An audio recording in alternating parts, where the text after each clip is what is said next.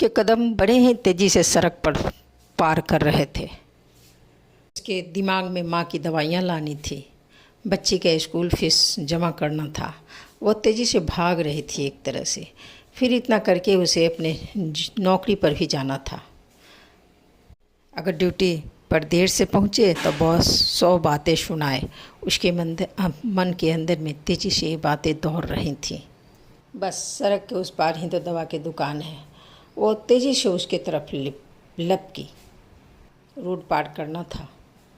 दोनों तरफ देखा, गाड़ियाँ थोड़ी दूर पर थीं और उसने चाहा कि वह तेज़ी से रोड को पार कर ले। वही किया भी, परंतु दुर्भाग्य उस तक रोड पार करती उसने अपने आप को 5 फीट ऊपर पाया। एक तेज़ी से आता हुआ ट्रक उसे उछाल दिया था।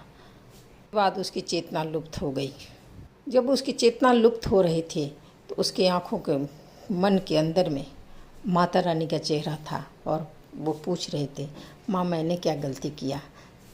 जब आंखें खुली तो सरकारी हॉस्पिटल में थी और संजोग से वह बच गई थी और न ही उसका शरीर के कोई भी अंग क्षतिग्रस्त हुए थे। हुआ यूँ था, जब वह 5 फीट की ऊंचाई पर वो उछली थी तो संजोग से एक बगल में रुई का दुकान था और रुई के वो फाहों पर वह गिर गई थी और वह केवल झटके के कारण बेहोश हो गई थी और पूरी तरह बच चुकी थी। दिमाग में सदमा पहुंचा था, जिसके कारण वह दुकान वालों ने आकर उसे यहाँ पर एडमिट करा दिया था।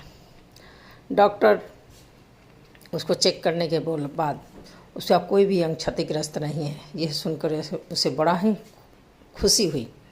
ने अपनी माता रानी का लाख लाख शुक्रिया अदा किया, जिन्होंने उसे आज बचा लिया था। का ऑफिस मिस हो गया था, बच्ची का स्कूल में फीस नहीं जमा हुई थी। उसने अस्पताल में लगे हुए दीवार घड़ी की तरफ देखा। 2 बजने को आए थे, यानी वो पूरी तरह से 5 घंटे बेहोश में थी। नर्स बोली कि आप 1 घंटे के अंदर छुट्टी ले सकती हैं। उसे बड़ा ही आश्चर्य हो रहा था। इतने बड़े एक्सीडेंट के बाद भी उसके शरीर में कहीं भी बाल बांका भी नहीं हुआ था। वो बच गई थी। उसने आंखें बंद कर एक बार पुनः माता रानी को धन्यवाद दिया। 1 घंटे के बाद उसे छुट्टी मिल गई थी और उसने बिना कुछ खरीदे, ना ही उसने अपनी सास का दवाई लिया, ना ही आज बच्ची के स्कूल में गई। वो सीधे टेम्पो रिजर्व करके अपने ससुराल पहुंची। दरवाजे पर सास बड़ी ही चिंतित दिख रही थी। चेहरा उनका क्रोध से लाल था।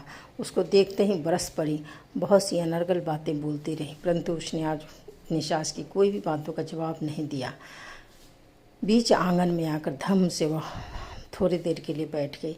सास बकती रही। जब उन्होंने देखा कि वो कुछ भी नहीं बोल रही है तो वो भी चुप होकर कमरे के अंदर चली गई। कुछ देर बाद बेटी भी घर आ गई थी और उसने भी बोला कि माँ आई नहीं, फीस आज जमा नहीं, प्रिंसिपल बहुत मुझे डांट रही थी। आज फिर भी उसने बच्ची की बातों का कोई जवाब नहीं दिया।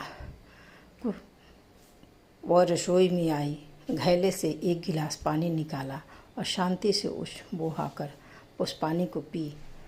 जब उसने किचन में बर्तनों को देखा तो सारे बर्तन खाली पड़े हुए थे, यानी कि आज घर में खाना भी नहीं बना था।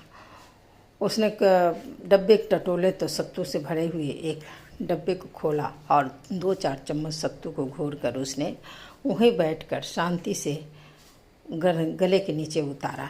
सास तब तक किचन में आ चुके थे और उसके सत्तू पीते हुए देखकर वो गरजने लगी थी कि चिंता तो नहीं है कि घर में किसी ने खाया नहीं खाया, परंतु आज उसे पता नहीं क्या हो गया था। उसने किसी की बातों का उसे बुरा आज नहीं लग रहा था। वो उस परमपिता परमेश्वर को धन्यवाद दे रही थी कि आज वो बच गई थी और आज घर की नींव टूटने से बच गई थी। वो सोच रही थी कि अगर आज वो नहीं बचती तो इस घर का क्या होता। उसने एक नज़र अपने बीमार सास की तरफ देखा और अपनी परेशान बच्ची की तरफ देखा। कुछ ही देर में उसके पति भी पहुंच गए थे और सास का एक लंबा शिकायत का पुलिंदा उनके आगे खुल गया था। उसके पति हाँ हूँ में जवाब दे रहे थे। बहुत चुपचाप बैठी रही रोज़ की तरह। न तो उसने अपने पति को पानी बढ़ाया, न ही नाश्ते खाने के लिए पूछा।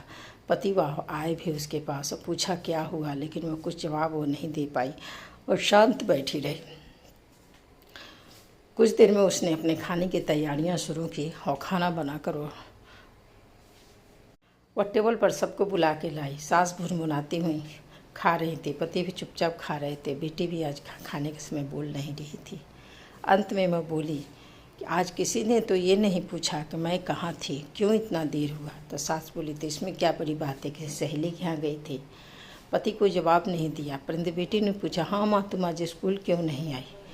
तब वो उसने अपने साथ हुई ये घटना को उसने बताया। पति का कौर मुँह के में जाते जाते वहीं पर रुक गया। सास थाली में छोड़कर उठ गईं और उनकी आंखों से अनवरत आंसू बहने लगे और उन्होंने जाकर अपनी बहू को गले से लगा लिया। उन्होंने कहा कि तुमने बताया क्यों नहीं, मैंने इतना कुछ तुम्हें बोला। वो अपनी सास के गले लग गई, उसकी आंखों से आंसू बह रहे थे। सास पूजा के कमरे में जाकर एक दिया लगाई अपने हाथों से और भगवान को धन्यवाद दिया अपनी बहू को बचाने के लिए। आज की कहानी यही। अगर अच्छा लगे तो ज़रूर लाइक और सब्सक्राइब कर दें।